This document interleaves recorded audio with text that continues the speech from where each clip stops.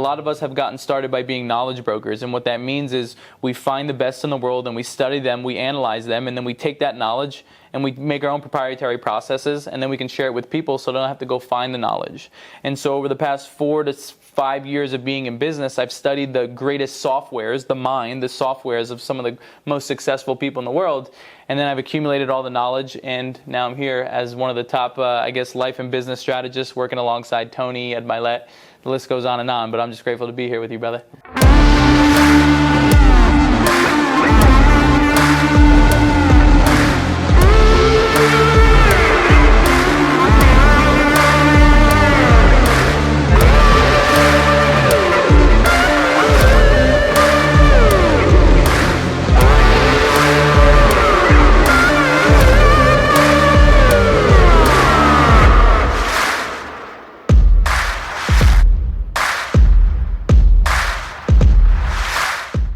What's going on, guys? Mike Ashabi here, and I am with the one and only Nick Santonastasso. Nick, thanks for coming. Thank you, brother.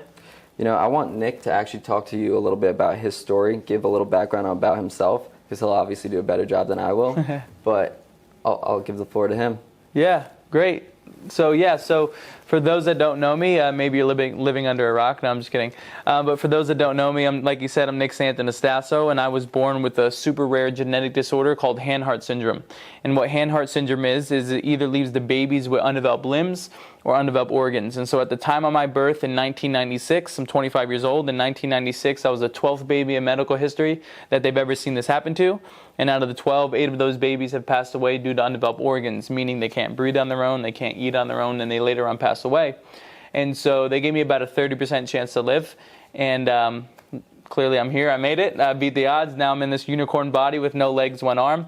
And we'll go throughout my story. I know you have a lot of questions ready to go, but we'll go throughout my story and I'll share some of the biggest nuggets or pieces of wisdom that I've got growing up.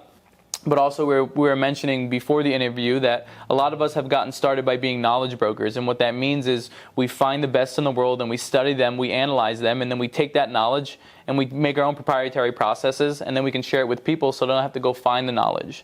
And so over the past 4 to 5 years of being in business, I've studied the greatest softwares, the softwares of some of the most successful people in the world, and then I've accumulated all the knowledge, and now I'm here as one of the top, life and business strategists, working alongside Tony, Ed Milet. The list goes on, but I'm just grateful to be here with you, brother. Appreciate you, bro. You got it. So one thing I want to know is I want to know a little bit of your background on how you actually got started with speaking and trying to help make an impact in the world.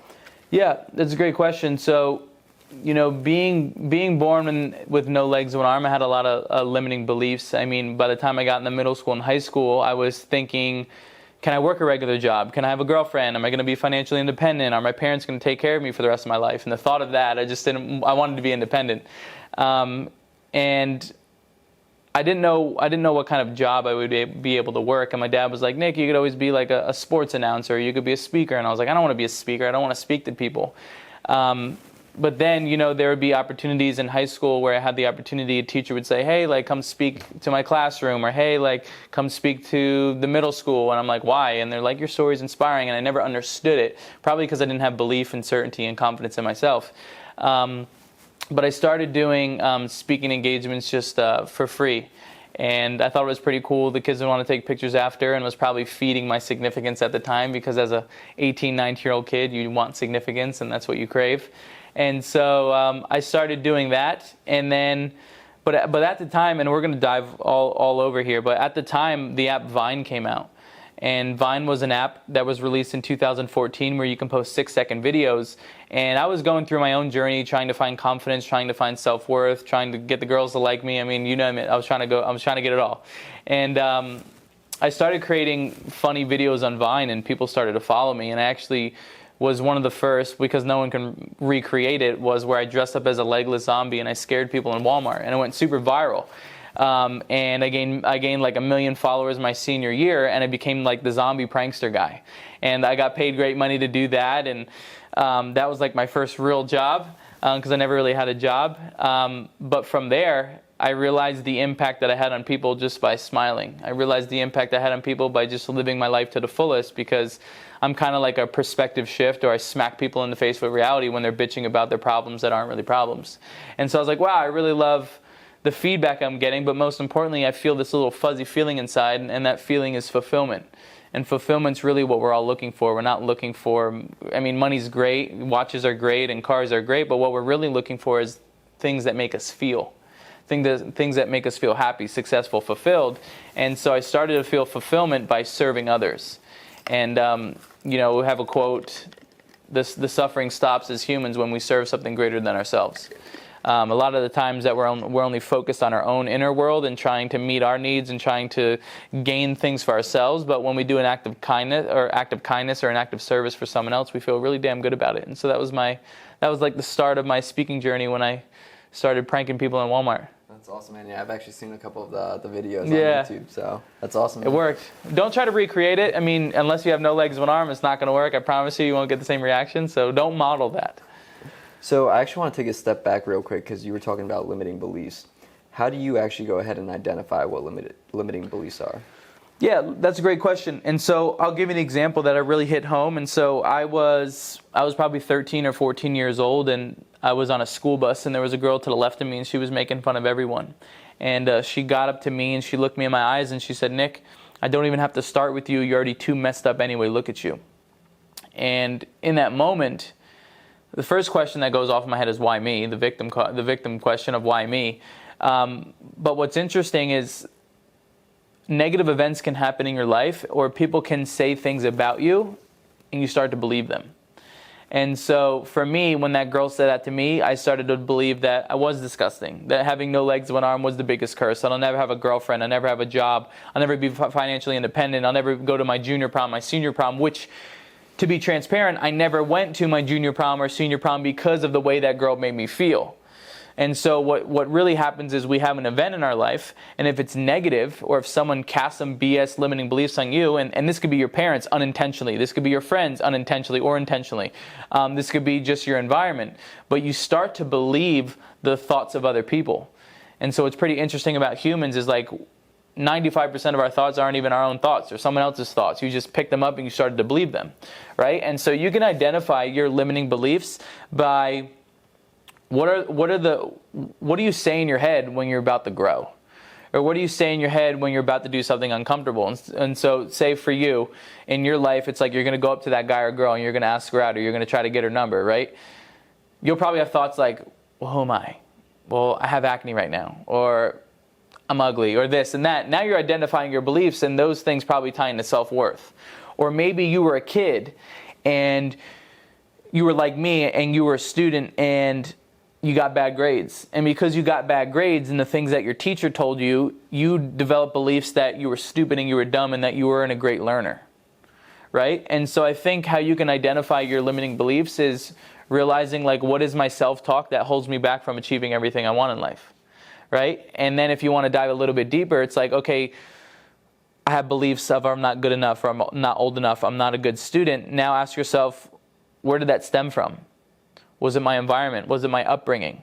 And I just want to say this, because we're going to say some things in this interview that are going to make people very uncomfortable, and I don't say that to be a dick. I say that because I know you have more to be and more to give, right?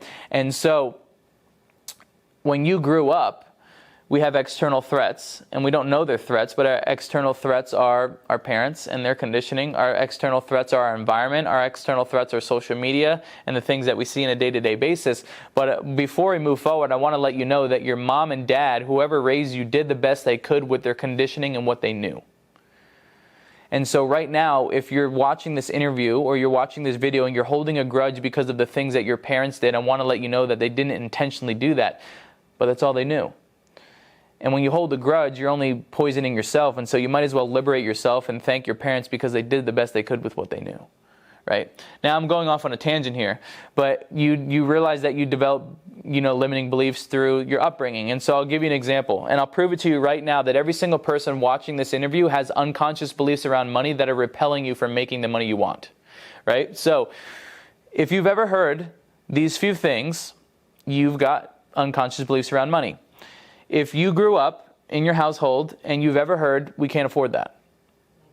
Money doesn't grow on trees. Rich people are greedy. Money doesn't buy happiness.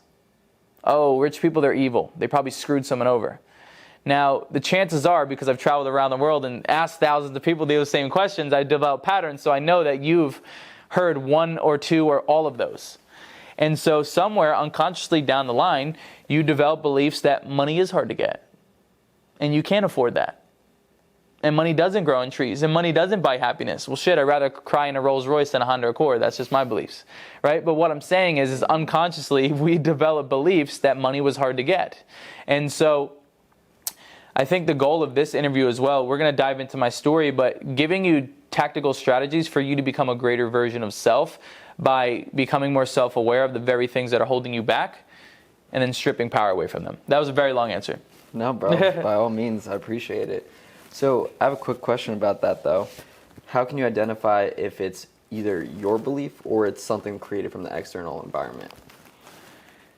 That's a good question. I think you can get caught up in, is this my belief or is this not my belief? But I think we shouldn't even be focusing on, is this my thought or someone else's thought? I think we should be thinking about how we can nip it.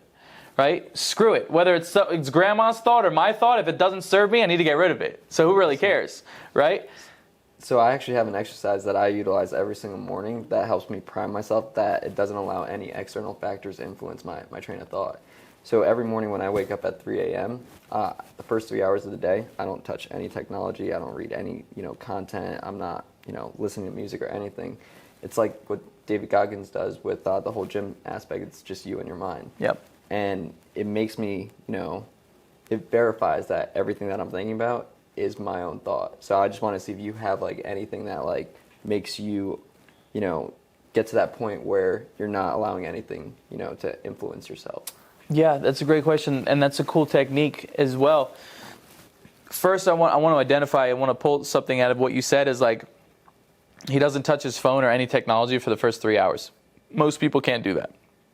The reason being is because you wake up and you want to see the next thing and you want to look at Instagram and you want to get your dopamine fix from your likes and your comments and you want to get your significance.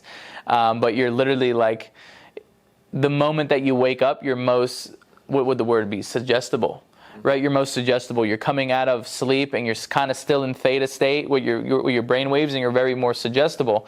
And so that's why people wake up and they get pissed off because they see a phone call or a text message or an email that triggers them and sets them off, and they can't shift their focus for the rest of the day. Right, so that's a great thing that you can do as well. Now, waking up for me, I'll be honest, I don't even. Sometimes I wake up at 6, sometimes I wake up at 5, sometimes I wake up at 9, right? I'm not going to sit here and say, I have a perfect morning routine. But what I do is I have a few non-negotiables in my life. And non-negotiables, and as you can clearly see or hear, is non-negotiables are things that I don't negotiate, that I do them every single day because they make me feel successful, happy, and confident, right? And the reason why non-negotiables are important is because most people have a highway to hell and a dirt road to happiness. It's the first time I've ever heard that. That's awesome. Right? So let me say it again. Most people have a highway to hell and a dirt road to happiness, meaning that the rules that they set up for their life, humans make it really hard for themselves to feel successful and great, and they make it really easy to feel shitty about themselves. Why don't you change your rules? You can change the rules, by the way. You can change the rules. They're not stuck. They're not set. And so, for example, my brand is Victorious, and so I have Victorious 5. My Victorious 5 is a gratitude meditation or some sort of visualization. I don't care how long it is, but doing it. My incantations, and I'll go over what incantations are. 45 minutes of movement, 45 minutes of feeding my brain, and my gallon of water. Now, that's aggressive, but for me, it makes me feel great, makes me feel successful, and despite what happens in my personal life and despite what happens in my business life, if I get these things done, I feel like a badass, right? And so I've changed the rules for my game. And so that's kind of like my ritual, is making sure that I get these few things done, because it's another one-liner. Sorry, good thing I got one finger. I got a bunch of one-liners. It's easy to feel like a loser when you don't keep score. Which also, humans have been conditioned to just win, and go to the next thing. What's bigger? What's better? What's the bigger house? What's the better watch? What's the better girl? Blah, blah, blah, blah, blah. But if you don't smell your roses, you'll never feel the emotion of winning or gratitude or appreciation, and you always feel like a loser because you're on to the next thing. So don't just win, celebrate your damn wins, because what's the point of winning if you don't celebrate them? 100%, bro. That's gold right there. So where does your passion come from, when you want to show people this stuff? I want to know what's that internal thing. Obviously it's fulfillment, but like, where does the passion come from? Yeah, that's a great question. And I'll be honest, I fell into speaking. So I'll give you the story. So I was pursuing bodybuilding, and you're probably like, holy shit, like a guy with no legs and he's bodybuilding? Yeah, most bodybuilders skip leg day anyway, right? I fit right in. And so I was pursuing bodybuilding, and I moved from New Jersey. I know we're both from New Jersey. I moved from New Jersey to Tampa to pursue bodybuilding, and I was in this small little mastermind. I'm a big believer in moments of being guided, moments that are almost coincidental, where you're at the right place at the right time. And by the way, you have more moments of being guided when you're super clear on what you want, not what you don't want. Rewind that again if you need to rewind that, right? But when you're clear on what you want, you'll notice that your RAS, or reticular activating system, will see the very networks, opportunities, and resources to help you get there, right? So that's a whole nother story. But so I go to this mastermind, and there's like 8 people, and everybody's sitting around, and they're sharing their story. And I'm a 21-year-old kid. I have a chin strap. I don't, I'm young, right? I don't even know what I want to do in life. And they're like, "What's your story?" And I'm like, I got a messed up story. I got a long story. You got a long time. And I start sharing my story. And at the end, there was a Russian guy. And he goes, "One day you're going to be on stage with Tony Robbins." I was like, "Who's Tony Robbins?" I'm not even in personal development. And he's like, "Well, he's one of the greatest speakers in the world, life business strategist." And I was like, "You're crazy." I was like, "I don't know you. I don't speak. And I don't even know who you are." And so we started to get to talking, and he was like, "Man," he's like, "I do real estate right now." He's like, "I feel compelled to help you. I feel compelled to get your story out there." He's like, "I'm going to work for you for free, and if I get you on stages and you like the work we do, one day we'll start a company together." Just laughing. 4 or 5 years later, I'm on a world tour with Tony Robbins. We have this massive brand, right? Crazy how things happen. But at first, I'm being honest with you. I'm being transparent with you. I got into speaking for the money. I got into speaking because I was like, shit, people are going to pay me to share my story. That's easy. And I can cut a check and then I can write out. This is going to be amazing. Right? And then I started speaking. And I started getting paid for it. And then I started getting obsessed with, are they even getting results? Are they just clapping because they feel bad for me? Like, what is really going on here? And then I started studying the best speakers in the world. I'm like, what are they doing? I'm like, they're making them cry. They're making them laugh. They're making them angry at themselves. They're pushing them to take action on something that's going to benefit their life. This is way more than me speaking. This is me orchestrating. Going up there and putting people through a dance and a trance and making them laugh and making them smile, making them pissed off and making them think about themselves, making them change. Right? And then I'm like, wow, this is way more than me talking. This is me literally taking people through an emotional journey, a dance. And I got obsessed with studying the greatest speakers in the world. And then I start learning about the brain. And like we mentioned, like knowledge brokers, which by the way, every single one of you watching this right now, if you're not an authority in your industry, you don't have a specific skill, you can become a knowledge broker, which means what do you want to do? Study the best and then go create your own stuff. You don't have to reinvent the wheel, you just have to make it smoother. You just have to make it you, right? And so I started obsessing over the brain, right? Like I was like, shit, I ain't going to go to college, but I can study the best people that know all about the brain. Joe Dispenza, Tony Robbins, Ed Milet, all these OGs, right?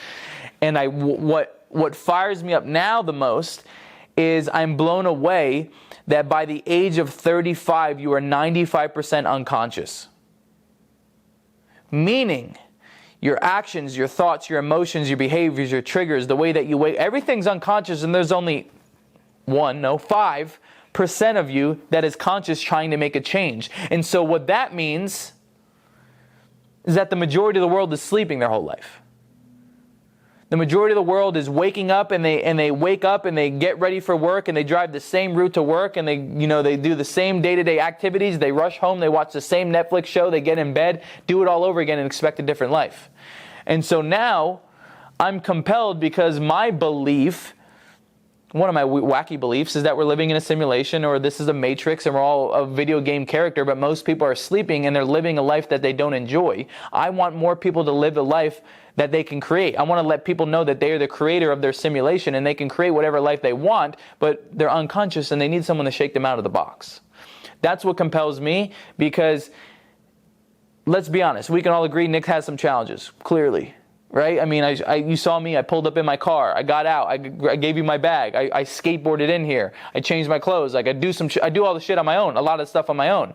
Right? But I have some challenges. And what I'm saying is, if a man with no legs, one arm, from the moment he was born, that had all the odds stacked against him, can still create the life that he wants because he took control of his software, then you can do it too. But that's what compels me, because most people are sleeping, bro, and I don't want people to live a fucking sleeping life. Hey, bro, one thing that you said, it was bigger than speaking. So, like, to take it back to that portion where you were talking about the money, and like obviously the passion grew from that. I always tell everybody it's always bigger than you, right? But it all starts with you. So when you're chasing the money, you know the money will run, right? It's not going to be fulfilling. But stop chasing the money, start chasing being a person of value, and the money will come. Yeah, and I love that, and what we were talking about before the interview, the foundation, listen, the foundation to your success is literally your self-worth and your confidence. And I want you to write this down. You'll never make more than you think you're worth. You'll never make more than you think you're worth. And that's in all areas of your life. If you don't think you're worth the guy or girl, you won't get her, you won't get him, or you'll get the relationship and you'll self-sabotage it due to feeling not worthy. If you don't think you're worth the physique and the muscles, you'll self-sabotage your health and fitness goals. If you think you're a 50K or a year, you're capped at 50K a year. Now, if you're like Brad Lee, right, we're right now where we are, or you as well, if you think you're a billionaire, or you think you're a millionaire, and you have the belief that you can achieve that money and you bring the value to do so, then you will get the money, right? But if you don't have an amazing relationship with yourself, then you'll never achieve the things that you want. Right? So we talk about confidence, how it's a skill, it's a muscle, it's something that we cultivate. But also, we were talking about sales before. For those that are in sales, how do you expect to sell someone when you can't sell yourself to get out of bed? When you can't sell yourself to go to the gym and be consistent? When you can't sell yourself to do the day-to-day things even when you don't want to do them? How do you expect to sell someone else when you can't sell yourself? It all comes back to self. Right? And so a little analogy for confidence is like, say I was like, yo, after this interview, let's go to this sushi spot. And you're like, great, it's going to be dope. You show up to the sushi spot and I don't show up. How many times of Nick not showing up is Mike going to realize I'm unreliable? Right? Once, twice, maybe 3 times. Now let's flip the script on ourselves. How many times are you going to make a promise to yourself that you're going to close more deals, that you're going to start your business, that you're going to quit your job, that you're going to go to the gym and you don't do it? How many times of you not showing up for you are you going to realize you're unreliable? Now, the reason why that's important is because on a subconscious level or an unconscious level, every time that you break a promise to yourself, you diminish the relationship you have within yourself. And when you break one promise, what does it usually do? Break another. 3, 4, shit, what's 5? Welcome to your downward spiral. Now, if you want to build confidence, start following through in the very promises that you keep within yourself, and you'll notice you become more confident. That basically takes me over to the next question, man. I was going to ask you how you sustain like such a high level of confidence. Drugs. No, I'm just kidding. That's a joke. Listen, the way that you sustain a high level of confidence or certainty is, I think confidence is linked to productivity. I think what you'll notice about the greatest achievers or the most successful people in the world is like they kind of tie their confidence or their self-worth to how much they get done. Because would you agree, humans love the feeling of progress. We love the feeling of moving forward. And so I'm telling you right now, like in this interview, if you literally just implemented 2 non-negotiables and you committed to it, I dare you, by the way, I dare you to commit to yourself for 30 days. I dare you to try to commit to 2 or 3 things a day for 30 days and tell me that you're not more confident. But it comes from, I'm going to do this and I'm going to follow through. And then when you follow through, but what's interesting is a lack of consistency leads to self-worth, doubt, and lack of confidence. Right? So most people aren't consistent enough. And so I think that you can ask yourself, where can I be more consistent in my life? And that's a trick question because you can be more consistent in all areas of your life. I know that. I just led you to the right answer. Which, by the way, great leaders, and I'm all over today, but we're just spewing. The source is just spewing out of me. But great leaders ask great questions to lead people to the right answers. And so I call myself Baby Yoda because I'm short, but I have a lot of knowledge and I ask great questions. But the reason why I ask questions is because I'm not here to give you answers. If I said, Mike, this is the answer, you'd be like, that's great, but it's not your answer. But if I asked you a question and you came up with your own answer, you'll take action on your answer versus my answer. So when we ask questions, we're not being dicks, but we're leading you to the right answer so you take action. I actually got to touch on that. Yeah, go ahead. When you're done. So that's actually what I do with my coaching, right? So I always tell everybody, I'm never going to give you the answer, right? Yeah. Because if I give you the answer, it's not real to you. It's going to go in one ear out the other. You know, it's just some piece of information that you got. You don't know how to verify it, right? Yep. So when I'm coaching someone one-on-one, like I ask them a series of questions and I help them, you know, if I see that, you know, I'm reading their facial expressions, their tonality, etc. And I'm trying to see if it's an actual genuine answer, right? So if I see that it's not genuine and it's kind of just something to fill in the blank, I'll dig deeper and help them actually analyze their thought process and help them get to the answer that they come up with themselves, because now it's real to them. They experience, you know, like that internal thought process and like creating solutions and like figuring it out. Yeah. So I love that, bro. And they feel so good because they found the answer, right? And what's interesting, since we're on the topic of questions, going into the brain, like your brain is a problem-solving mechanism. And your brain will literally give you an answer. It may not be right, but it will give you an answer for every question you ask it. And so that means if you ask a shitty question, you get a shitty answer. You ask an empowering question, you get an empowering answer. But the truth is, most people are asking shitty questions. Why me? Why doesn't this work out? Why can't I close the deals? Why doesn't she like me? Why don't my kids like me? And your brain is going to give you answers instead of asking yourself, why am I a great father? Why am I great at sales? Why should I go all in on my business? Why am I great? You know, or one of my favorite questions, and I want you to write this down. What makes me successful in this very moment? Because who says you're not successful already?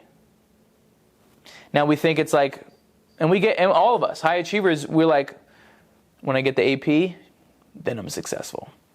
When my bank account reaches this number, oh no, then I'm successful. When I get that house on the ridge up there, shit, then I'm successful. But then you're always chasing something. And so what makes you successful in this very moment, and what you'll realize is you're a lot more successful than you think you are. But also, is it the AP or the Lambo or the money in your bank account or the house that you want, or is it the emotion that it gives you? It's probably the emotion that it gives you. And then going into another rabbit hole is like, can you feel gratitude, appreciation, and the emotions of achieving something before you even have it? You can. Gotta have that vision. You can, right? That goes into meditation and visualization. You can literally feel what it feels like to drive a Lamborghini before you even drive a Lamborghini. You can literally feel the emotions of walking into your new house or hopping into your new house before you even have it. And that's called neuron mirroring. It's what some of the greatest people in the world do. It's visualization. And what neuron mirroring means is when you visualize, when you close your eyes and you use your superpower, your software, your brain can't decipher what's real and what's not. That's also why some of the greatest athletes, what do they do before they go compete? They visualize it over and over again. They visualize the touchdown. They visualize the jab that Conor McGregor knocked Jose out with. They visualize it over and over again. But what's also interesting is when you visualize something over and over again, especially something that makes you nervous, when you're in the moment, your brain goes, shit, I've already been here. Welcome home. You know why? Repetition makes permanence. Yeah. The repetition of actually thinking it and feeling it, and you know, as soon as you're in that situation again, yeah, it comes right back. Yeah. But that's the thing. It's like another reason why we're so compelled to do this is because people don't realize the power of the brain. People don't realize visualization and meditation can literally unlock a life that you've never even dreamed of, right? But let's go into this. Whoever they is, I got into this with another podcast. They're like, who's they? I was like, shit, when you find out, let me know. But they don't want you to tap into your brain. They don't want you to be healthy. They don't want you to build a business and be successful and be free. They want you to be in your box. They want you to think the way they think. They want you to lead you to the right information. They want to strike fear into you, whatever it may be, so they can control. Now, I don't want to dive into that because it's a little touchy subject, right? But what I'm saying is the world wants you to be average. And average is easy. And if changing your life was easy, everybody would have their own dream life. But I want you to remember that average is easy. Average is comfortable. And that's also why change is hard, because your brain wants what's comfortable and what's known. And for most people, what's known and what's comfortable is average. bro. Well said. So something I want to touch on this portion with the mindset thing. So I always tell everybody that your mind is the one thing that has the true power to either make you or break you, right? And the reason I say that is because, you know, obviously your perception of your situation, you know, your environment is going to dictate how you feel. How you feel is going to dictate how you act or make decisions, and that's going to determine your results. Yes, sir. So how can people go ahead and start shifting their perspective to, you know, look at, you know, hey, I already have it. You know, I'm already successful. How can they better themselves through changing their perspective? Yeah, it's a great question. And this will be another long answer. The first thing, like I mentioned, ask great questions. You know, what makes me successful in this moment? You know, what can I do that makes me feel confident? Or I feel confident when I blank. I feel successful when I blank, and start filling in those things. But also, I mean, the power of reframing. Like, for example, reframing is I can have a tragic event happen in my life. You can have a tragic event happen in yours. Mike can see all the good. I can see all the bad. It's the meaning we attach behind the event.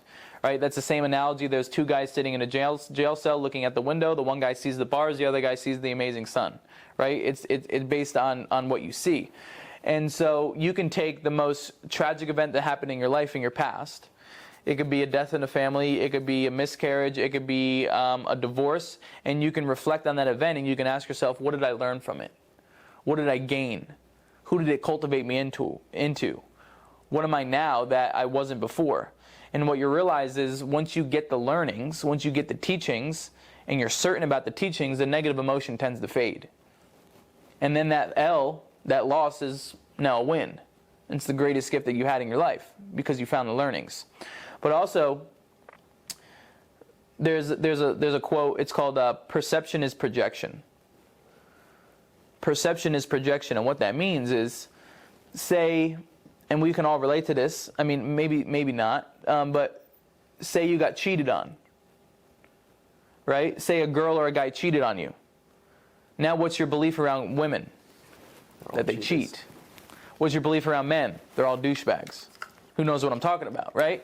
And so, then you will project a past experience into the future, and you'll get what you focus on, right? So if you believe with all of your being that girls are all cheaters, you're going to find yourself getting into another relationship and manifesting that girl cheating on you. Or it's not the type of girl, but that's what you're attracted to, right? It's crazy. And what's interesting is the way that the brain works is your brain will always try to find ways to prove your beliefs right.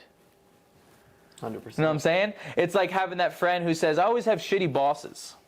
They bounce in and out of jobs. They go to this job, that job, and they're like, my boss is always shitty. That they're always trying to reaffirm that belief, and so they'll go into the job, and that boss may not be shitty, but they'll find one thing, and they'll be like, told you.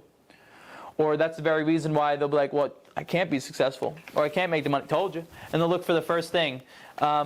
So you really need to figure out, like we mentioned, and what your beliefs are and what you're projecting on the world. It's the same thing, and this is a touchy subject, right? But it's the same thing like when 9/11 happened. A lot of the people had a perception around certain religions, yes or no, right? This is where beliefs fuck shit up, right? Because you see one thing, and then you think the whole world is like that. But what we need to understand is you need to be persistent enough to get new results. You need to be persistent enough to get new experiences and be willing to fall on your face until you meet a girl that doesn't cheat on you. Until you meet a boss that isn't shitty. Until you work through your beliefs and realize that you're projecting that on other people. Does that make sense? Mm-hmm. Right? I don't even know if I answered the question, but I just get fired up and go into loops and stuff. No, you're good, bro. So I was basically asking like how people can go ahead and just, shift their perspective. Obviously, you're listing off a few right now. Yeah, a few things. I'll give a few things again. And it's another series of questions. And like Mike mentioned, is focus. What you focus on equals an emotion. That emotion then leads to an action, and that action leads to a result, right? And so, few questions. Want to start changing your perspective? Want to start shifting your brain? In your life, do you tend to focus on what you have or what you don't have? The majority of the time in your life, do you tend to focus on what you have or what you don't have? Now for you, maybe it's a little bit of both. For me, it's probably a little bit of both. All of us, we're not perfect. But would you agree that if you started shifting your focus and focusing on the things that you do have versus the things that you don't have, you probably have a better perspective and a better quality of life? That's one way. Second, in your life, do you tend to focus on the things that you can control or the things that you can't control?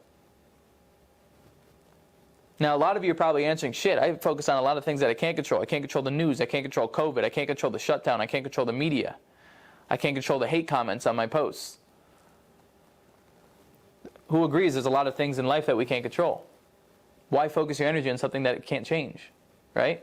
But the few things that you can control is how you show up. Your attitude, your state, your behavior, your focus, the content that you consume, the people that you hang around with. And if you focus on the things that you can control and try to improve those, would your life change and would your quality of life and your perspective change? Absolutely. And then the last one, in your life, the majority of the time, do you tend to focus on the past, the present, or the future? Or maybe a little bit of everything, right? Now what's interesting about humans is a lot of us were stuck in the past. And what's interesting about the brain is that you can have an amazing day and you can think about a moment in the past that was negative and you'll feel those emotions in the present moment. And so the truth is, most humans are living the past over and over and over again, expecting a new future. And that's the definition of insanity, like Albert Einstein said, right? And so you choose where you want your focus. Where do you want to focus on? And the easy analogy is of a man with no legs of an arm. If I woke up every single day and focus on the fact that I'll never become a professional soccer player, Nick will have a very low quality of life. So my focus doesn't go there. So that's a few ways that you can shift your perspective and live a better quality of life. Amen to that, bro. Seriously.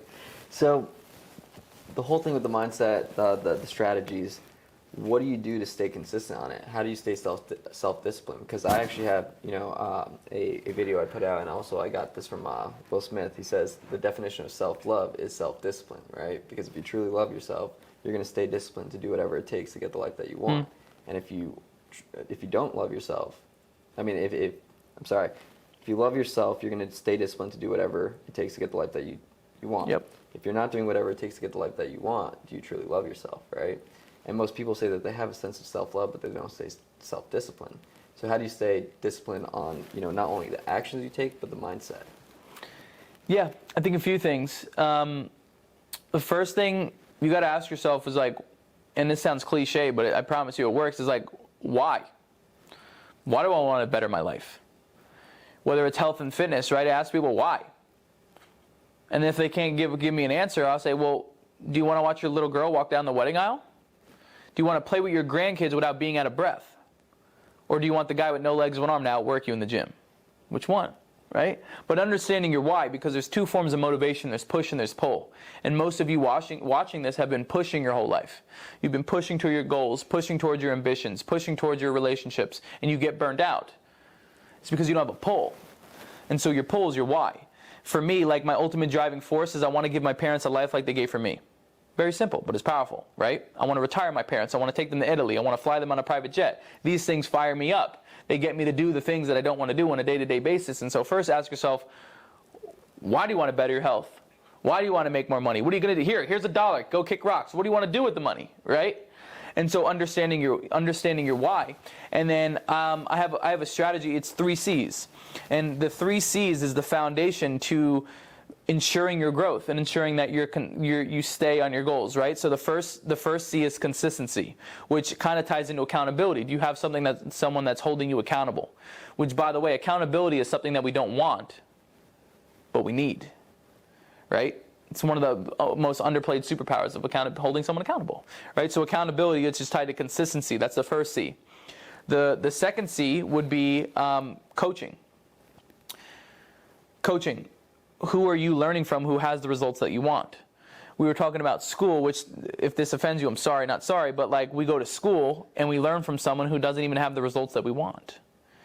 We go to college and we learn someone that is giving us a business degree, but they don't have a damn business, or teaching. Which, don't get me wrong, I love teachers. They're great people. We need teachers. We need more teachers in the world. But what I'm saying is, when it gets into the real world or entrepreneurship, or you're trying to build a business, who are you learning from who has the results that you want? And and you have to battle that, because right now we live in a world where there's people that are giving you financial advice who don't have any money. There's people that are giving you health and fitness advice who are out of shape. There's people who are giving you relationship advice who go home and they have toxic relationships, right? And so identifying who can I learn from who has the life or the results that I want. And we talked about modeling. My whole career, the reason why I have so much success in 4 or 5 years of business, I'm only 25 years old, is because I've modeled those who have the results that I want. They expedite time.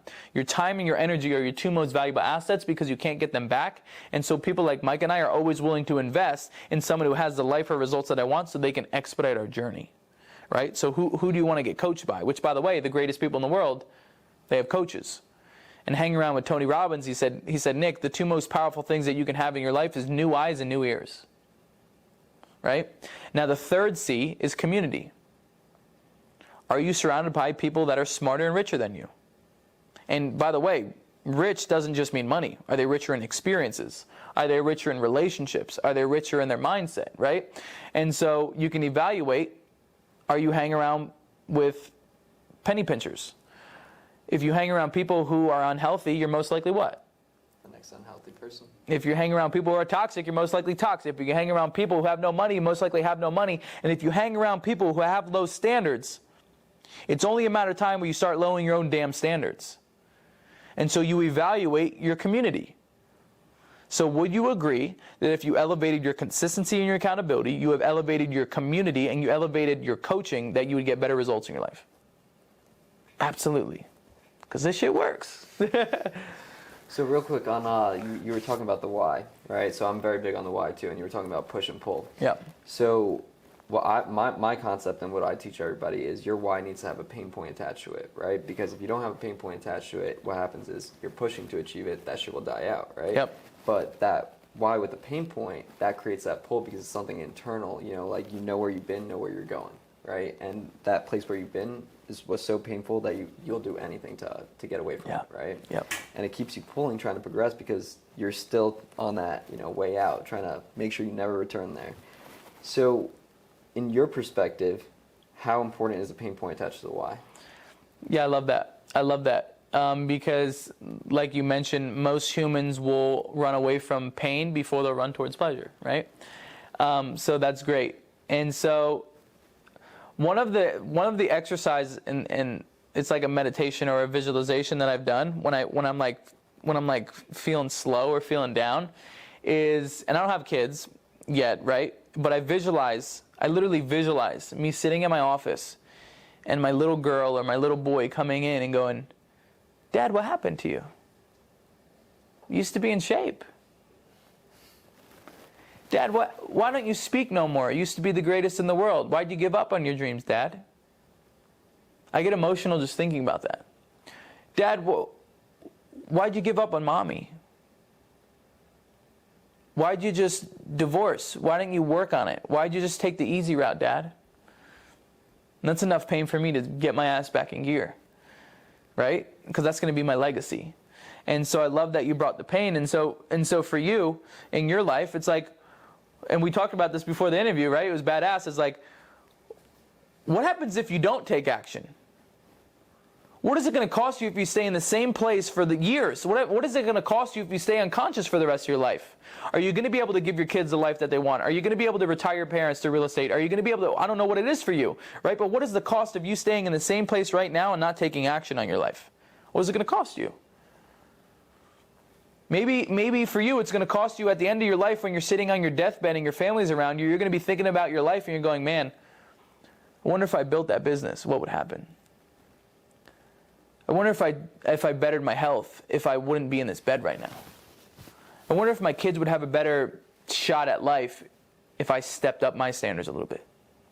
And so I love that. I think it's super powerful, and thank you for bringing that, because I've missed that in your why is also like, what if I don't take action? And what I've realized is the same thing with fear. Would we agree that fear never goes away? You just learn to dance with it. You just learn to leverage it, right?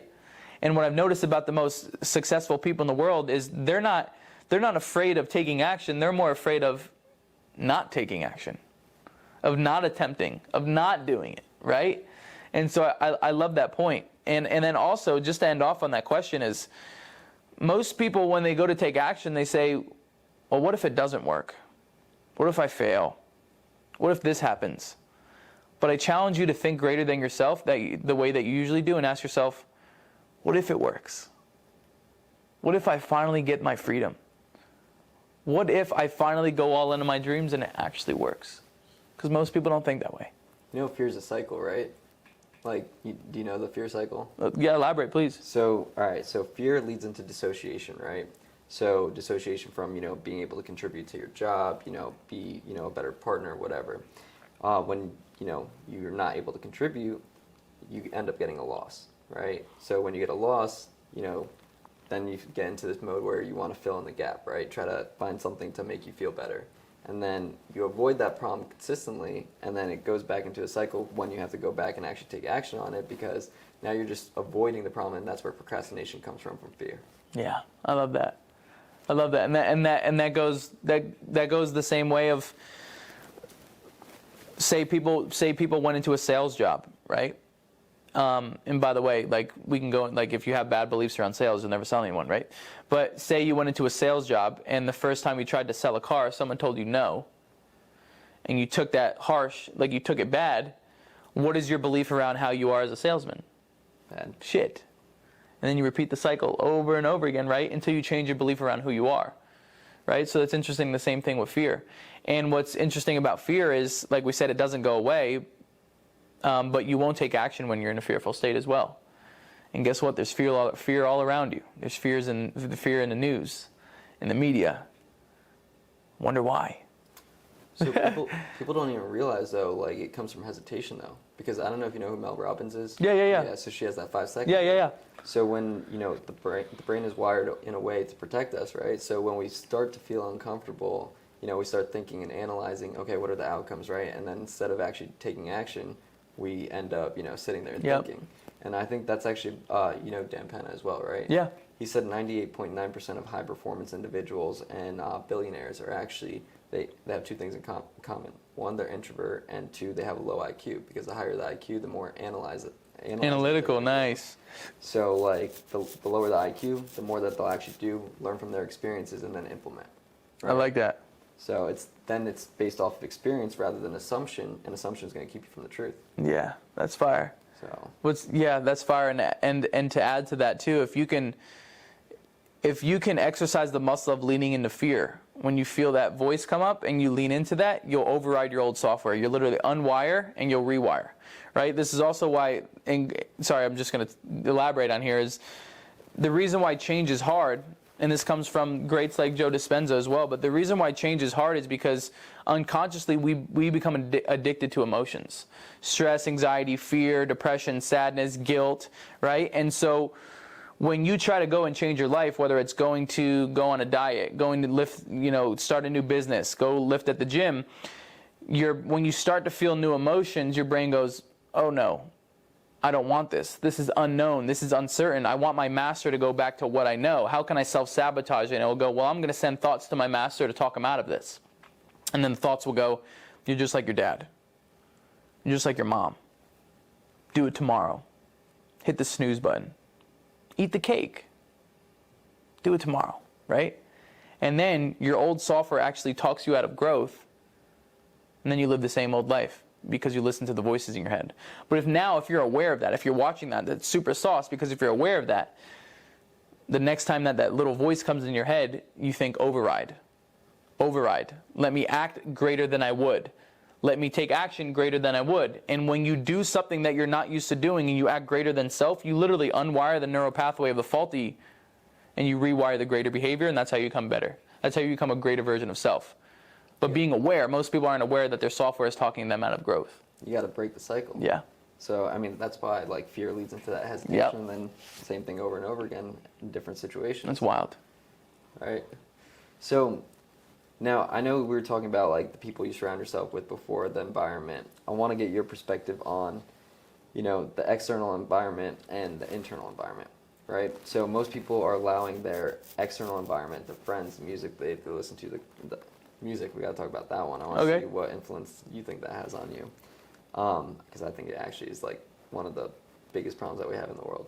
But anyways, you know, most people are allowing the external environment to influence what's going on internally, when in reality, when they master the internal, you know, they can actually go ahead and influence and, you know, adjust their immediate external environment. So what do you think is the biggest problem that people can't escape, you know, from detaching from that external environment and, you know, kind of basically building their own life? Why do you think I think it has something to do with self-esteem and confidence, as we were talking about before, but what do you think people can kind of do to block that off? To shut off the noise, I would call it. That's a great question. I think there is so much stimulation. I think we're constantly surrounded and addicted to stimulation. And so if you're not looking at your phone, you're looking at your laptop. If you're not looking at your laptop, you're looking at your phone. If you're not looking at this, you're looking at that, right? And so I would say that we need more quiet time. We need more quiet time to be with ourselves. That's where meditation and visualization, which we can get into, like plays a big role. But I think this is weird too. I'm going to dive into this thought. It's like, how'd they build the pyramids? We don't know, right? I may think aliens, maybe a higher power came and helped, but what I do know is they had less stimulation. Which means if they had less stimulation, they were tapping into more percentage of their brain.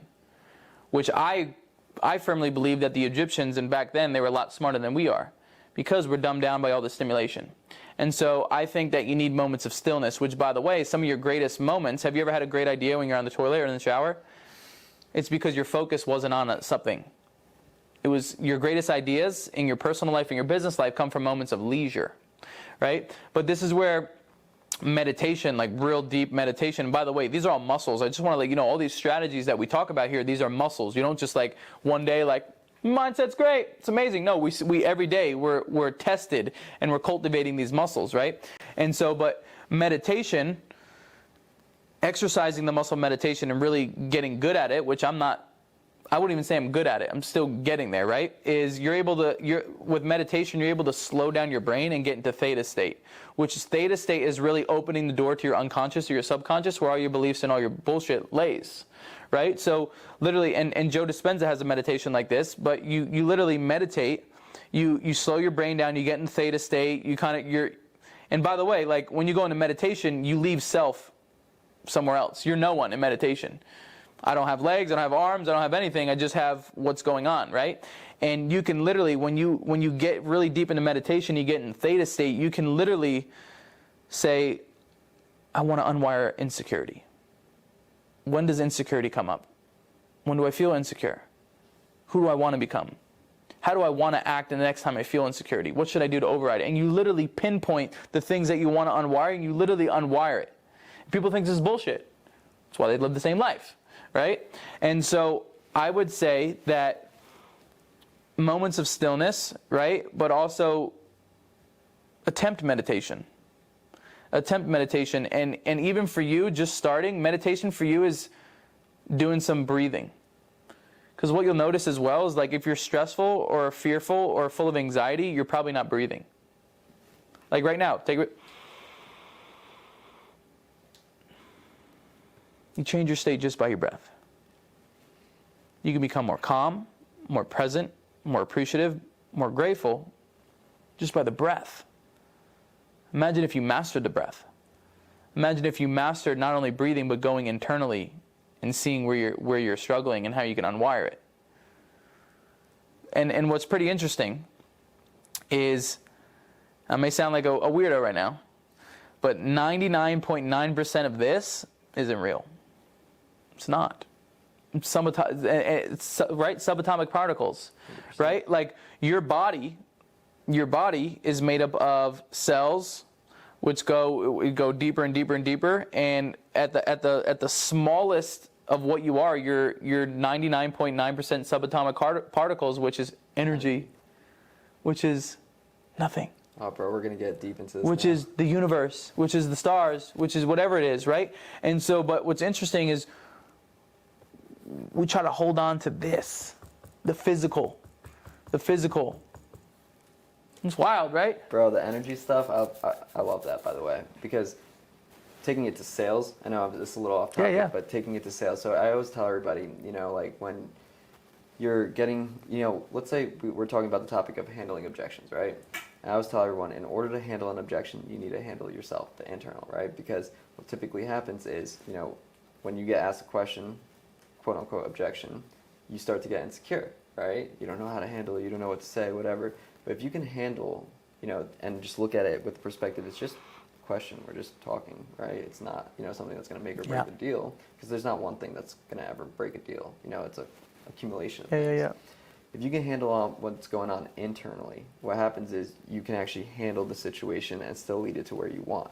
Because what happens is, when your insecurity is a feeling, right? So it's an emotion. What's emotion? It's the internal energy coming to the external. Emotion. It's a frequency. So it actually changes your tone, and the prospect can actually pick up on it, and then, you lost. Yeah. So it's handling everything internally in order to handle everything externally. Yeah. It's wild, right? Bro. But real quick question because you were talking about the actions, right? What's your definition of action? Because I want to get your perspective on something. Action. Let's screw action. I'd say imperfect action. Imperfect action. That would be my definition. That just means like moving forward. It's like do something. Rather you do something than nothing, right? But they're like, that's where like perfectionists, like they screw themselves. Which, by the way, perfectionists, like it's the lowest standard because you can never achieve it. And being a perfectionist is a procrastinator's way to feel successful. Because they always say, oh, I'll wait for the perfect time. I'll wait for the perfect webinar. I'll wait for the perfect course. I'll wait for the perfect thing I'm going to buy, right? But there's never a perfect time. So action, my definition of action is just like whatever it takes for you to move a little bit forward. So now I'm curious if you're walking me into a trap here. No, I just want your perspective on this. So my perception of action, right? Action comes from energy, once again, the emotion. Yep. Now, act. That's the key word in there, right? Have you ever heard of the saying, fake it till you make it? Yep. Okay, so most people, have that perception of, okay, fake it till you make it, like flaunt it like I made it. When in reality, it's fake it till you make it is act like the person you want to become, right? And when you're putting yourself in that perception of that you're already that person, the visualization that we're talking about, it gives you that energy to start doing the things that person would do. Yeah. So I want to get your perspective on that. Yeah, I totally agree. Fake it till you make it. That's interesting too, because I really like you said, flaunt it. People flaunt, and then they try to do it, but they're not doing the actions that help them become, right? So what's interesting too is like most experts or teachers, they'll teach you strategies, but people they'll flip flop or they'll seesaw, meaning they'll make the money and then they'll lose it, or they'll lose the weight and then they'll gain it back. Why? Is because they never became the person that could sustain the results. They never became the person or become the person that can achieve the wealth or the success and then sustain it. And then also we say fake it till you make it, but we say own it until you become it, right? So own it until you become it. For example, it's like instead of saying I'm becoming a sales coach, I'm a sales coach, or I started my own business. Like you are, own that shit, right? But I like how you mentioned is like, yeah, you need to do the consistent actions of the person you want to become. It's like asking yourself questions like, what actions does a millionaire take? Do they read books? Do they wake up early? Do they take care of their health? Who do they learn from, right? What do they not do? They probably don't go buy bottles every other weekend, right? They probably don't do this, right? And then you're identifying, what do I don't want to do? What should I do, right? Does that make sense? Yep. It's exactly what you're saying? Mm-hmm. I like that. That was great. And the thing about it, too, is like, I utilize it in sales, right? Like, let's say, for example, you mess up a deal, right? Go into the next call like you're already the boss. Like, you just walked out from closing a deal. That mentality and the repetition of it now becomes permanence because repetition makes permanence. Yeah. So you naturally become that person, and that you take on the habits that person would be taking on. Yeah. So I love that. So back to the external and internal environment. Music. That's where I wanted to pick up from. How do you think music plays a part in people's lives. Yeah, it's great. I mean, in the sense of there could be great conditioning and there could be shitty conditioning, right? And so, and what most people don't know is my biggest dream is to be like a singer, rapper, artist, right? I have songs on Spotify now. The reason why I share that, I'll give you context, is like you said, music is conditioning. Everything's conditioning. Everything's conditioning. And so we've already cursed on here, right? So in music, you hear fuck bitches, get money, bitches are hoes, this and that, get my gun, gonna kill someone, sell some drugs, and then, or I sip lean, or I pop pills, Percocets, Molly Percocet, right? And then the kids are like, shit, I want to be like Future. Or I want to be just like my favorite rapper, so I'm going to start sipping lean, or I'm going to start taking a pill, I'm going to pop a perk, because I'm cool, pop a perk, right? You know what I'm saying? Right? And then they do what their favorite rapper does, and then they're hooked on drugs.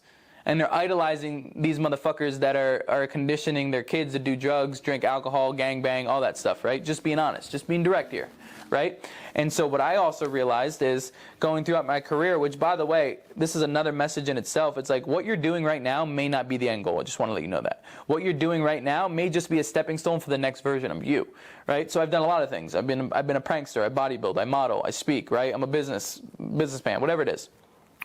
But I've realized that I can only reach a small percentage of people in the personal development industry. Because there's a very small percentage of the world, would you agree, that works on themselves?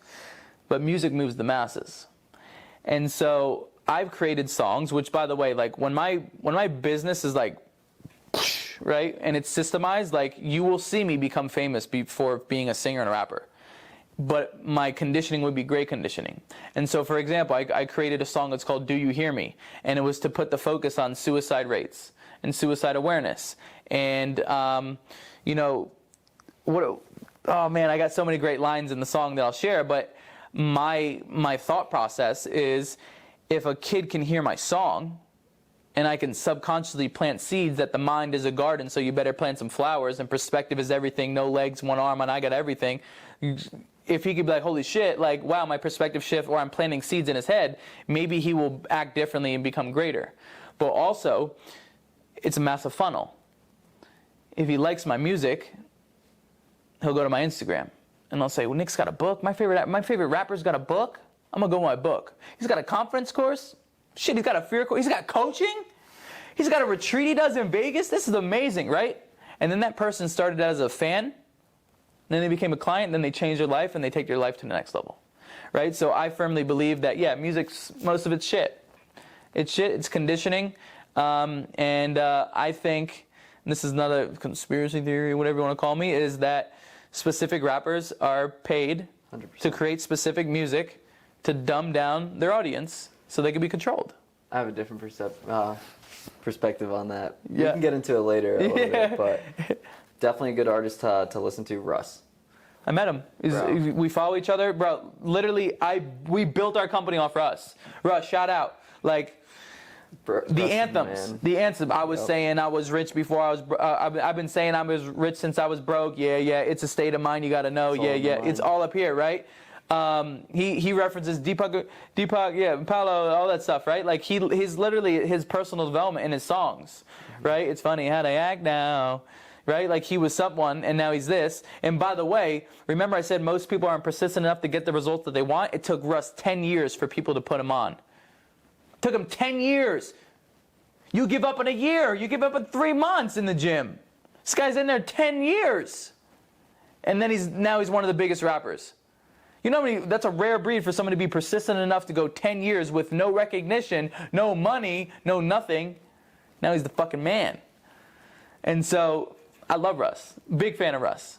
And no joke, just a couple weeks ago, he posted a picture and he had specific like shorts on. And like I had the same one, so I was like twinning, and I had like a Richard Mille on. He's like, "Oh shit!" He's like, "What up, bro?" And he followed me back, and now like we followed each other. And he's on my hit list in the sense of people that I'm going to collaborate with. But exactly, like Russ, it's the type of conditioning you want. 100%. What did Russ go do? He went and wrote a book too. Mm-hmm. Oh, he's thinking big. He's frequency, same frequency, bro. I love that. I like that you like Russ. Bro, Russ, is like I don't know if you're watching this, but we love you. Russ is like the one rapper I fuck with. There's like Yeah. a few other ones too, Yeah. but like here's the thing, ready? So like you were saying that you think that, you know, rappers are probably paid Yeah. to like put out that negativity and stuff. The reason why I brought up music was because I think this is where the #1 problem in the world stems from. Look, there's all that, you know, subconscious conditioning, you know, to make, you know, girls think, okay, like, hey, you know, like, I gotta be like a whore or something. Yeah, like that. yeah, Excuse me, sorry. But anyways, not all of you guys are whores. Love you all. But anyways, If you're gonna be a whore, be the best damn whore. No, I'm just kidding. Okay, that's aggressive.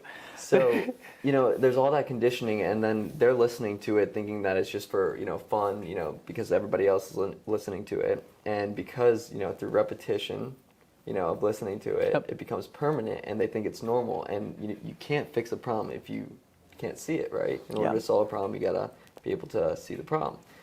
So when it's normal, it's nothing out of the ordinary. And then what happens is these girls become, you know, cheaters or whatever people would say cheaters. Thoughts. Not everybody's a cheater. Thoughts, there you go. And then same thing with men, like they'll go ahead and do, you know, Players, whatever, yep. players. And then it creates conflict because now it's instilling that mindset that people are a certain way, right? And then we act based perception. off of that perception, Yep. and we make decisions and judgments on people, Yep. right? So I kind of want to get your perspective a little bit more in regards to the negative, you know, like music, and why people gravitate more towards that than like the real shit. Because I know people don't like the truth, but the truth will set you free. Yeah. It's because they put a killer beat on it. What do you mean? You can Millie rock to it. You can dance to it. I mean, it's like it's super easy. I think it's in a sense too. If you want to even dive deeper, I think beats can put people in trances. So if they can pick up on a beat and be like, "Oh, that shit's hot," right? They're not even listening. How many times have you been just listening to the beat and not the words? But the words are still going in. Well, more than the beat, like the reason why I bring this up is because me personally, music changed my life, right? So when I hit my all-time low, like music is the thing that made me turn my life around, Yeah. right? Because there's that saying, you know, when you're happy, you enjoy the music. When you're sad, you understand the music. Yeah. And no joke, I was at a point where I actually wanted to commit suicide. And, you know, it was over, you know, a girl and, like, things that happened. We can talk about it more later.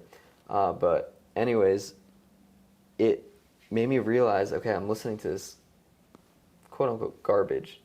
Like, do you hear what people are really saying? And Tupac used to talk about it. Listen to the words that people are saying in their music and keep them accountable.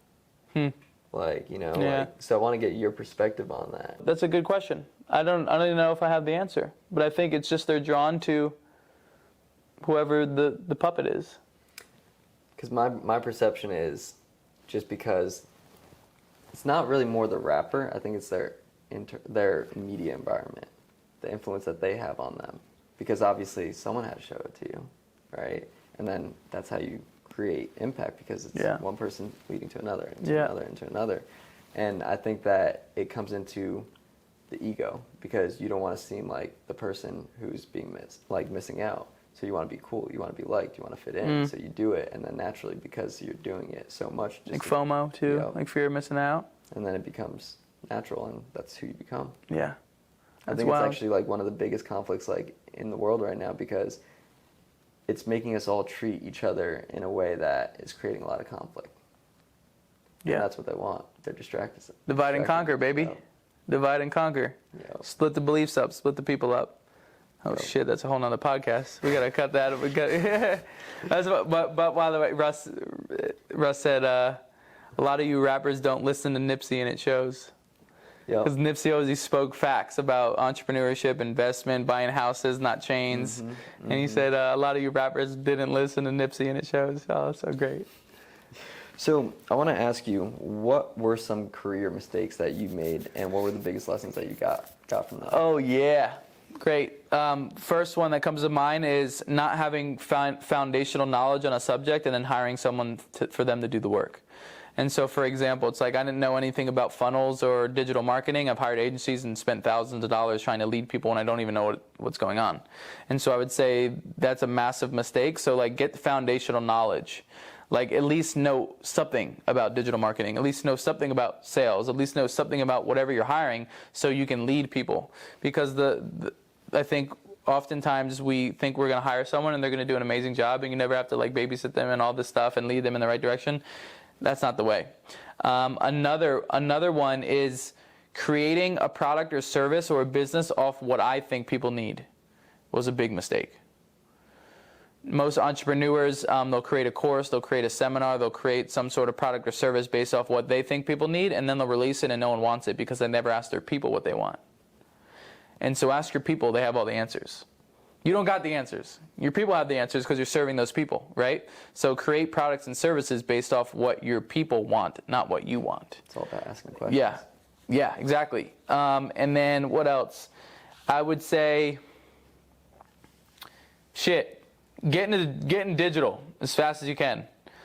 Get into online, get into some sort of product or niche or service that you can do online from anywhere in the world, because they could shut down the world again.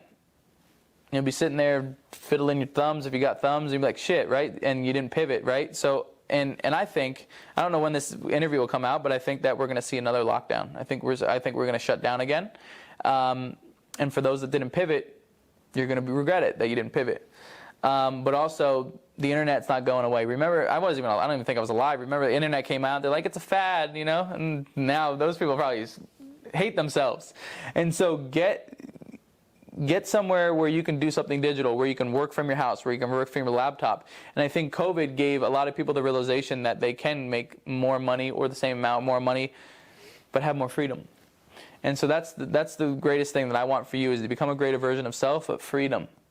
Right? Freedom, doing something that you can do from anywhere in the world. And the simple question is asking, like, based off my product and service and how much it costs, how many clients do I need to quit my job? How many clients do I need to make $5,000 a month? How many clients do I need to make $10,000 a month? And when you break it down like that, you realize it's not as far out as you thought it was. Another mistake in business, having a big ego.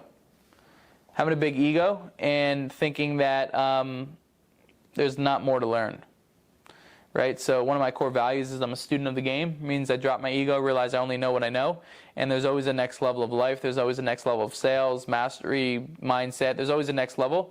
And I think one last thing, early in my career, I got picked up to be on like a breakout session of an event in Tampa. And I was like added to the speaker lineup like 2 days before my speech, right? And I was so excited. It was my first event where I had merchandise. I had like merchandise there. I was gonna be able to sell shirts. It was so cool, right? And I show up and there was 2 people in the audience. I remember like, I was like, what the fuck? 2 people in the audience, you know? And I didn't play full out, and I didn't speak the way that I usually speak. And I never wanted to be that guy again. I never wanted to take any opportunity for granted, because I never know when it could be taken away from me.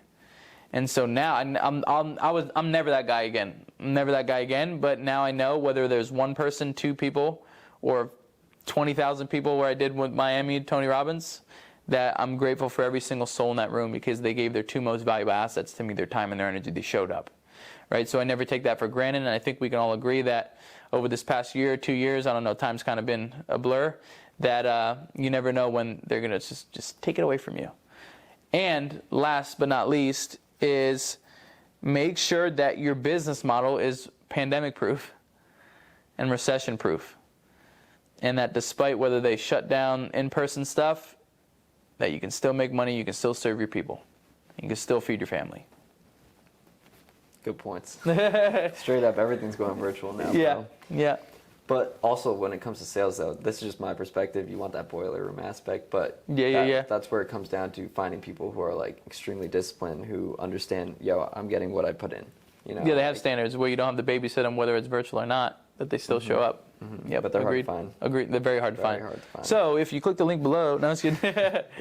So I want to ask you this about relationships. Okay, in your life, how do you go ahead and deepen your personal and professional relationships? Presence and communication. Actually be present with people. Something that we work on, right? Another muscle that we need to work on, but also communication. It takes a real man or a real woman to open up about their insecurities and what's holding them back in the relationship. It takes a real man or a real woman to be vulnerable, which, by the way, vulnerability isn't weakness. Someone who is weak told you that, right? Vulnerability, like a true man or a true woman shows up and they can say, hey, I'm feeling this way. Can we work through this? Or, hey, I'm dealing with this. Can we work through this? One of our core values, or one of our kind of just like set in stone things, is if you're pissed off, angry, triggered, whatever it may be, communicate it so we can work through it. Because oftentimes what majority of people do is one small little thing will happen and they'll get pissed off and they won't communicate it, and then what happens?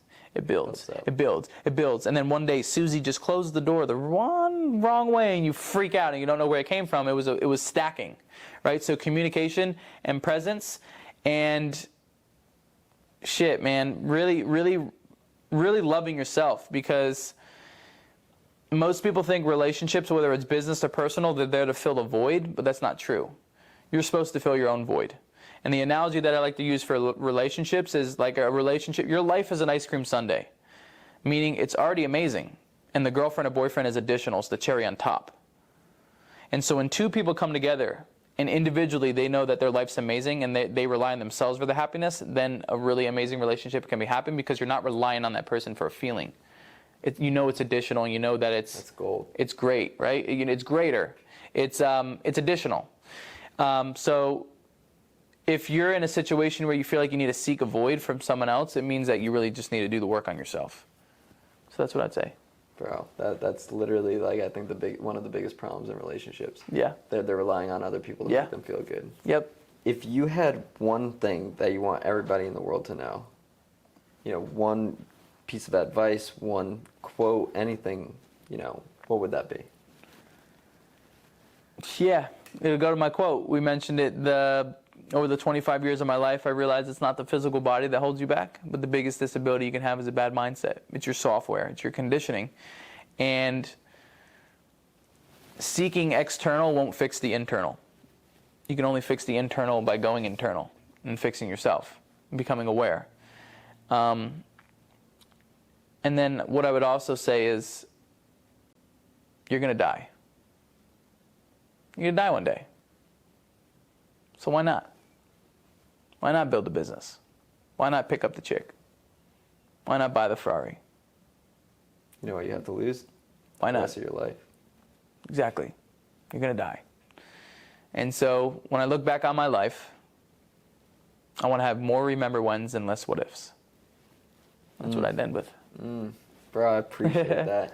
Well, bro, I do appreciate you, taking the time to come out here. I know we've been trying to do this for maybe a couple months now, but finally got you, to drop some knowledge for my people, and, I'm hoping we could do it again sometime. Yes, sir. I got it. And if you search me anywhere, Nick Santonastasso, I'm the guy with no legs, one arm, with a lot of tattoos. You can't miss me. There you have it. Sending love.